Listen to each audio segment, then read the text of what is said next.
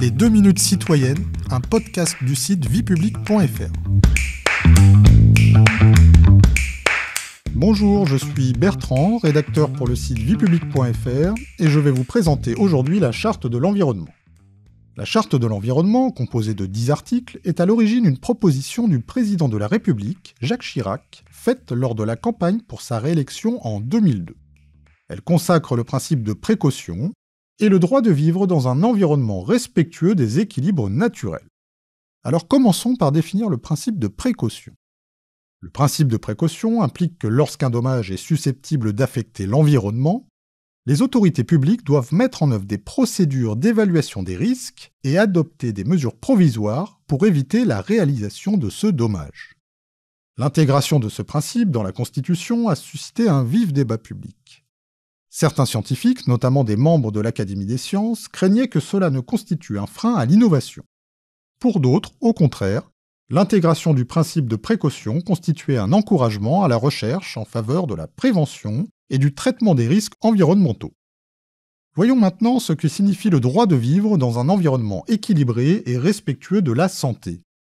La Charte consacre une nouvelle catégorie de droits constitutionnels concernant, je cite l'article 1, le droit de vivre dans un environnement équilibré et respectueux de la santé. Ces droits nouveaux s'ajoutent aux droits civils et politiques, ainsi qu'aux droits économiques et sociaux. Toute personne a le droit d'accéder aux informations sur l'environnement détenues par les autorités publiques et de participer à l'élaboration des décisions publiques ayant des conséquences sur l'environnement. Ces droits s'accompagnent aussi de devoirs.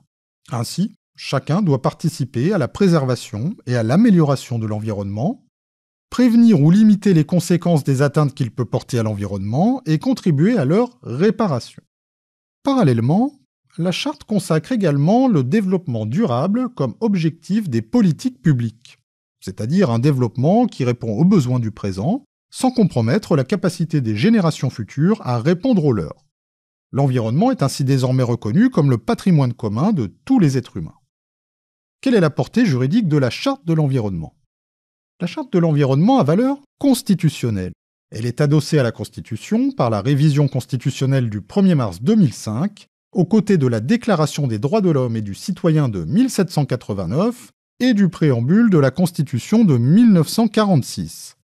Cela a pour conséquence que les lois votées par le Parlement se doivent d'en respecter les principes. Vous pouvez réécouter ce podcast et toutes nos séries sur vos plateformes préférées et notre chaîne YouTube. N'hésitez pas à vous y abonner. Et pour en savoir plus, rendez-vous sur notre site internet viepublique.fr et nos réseaux sociaux. On se retrouve très bientôt. Au revoir à tous.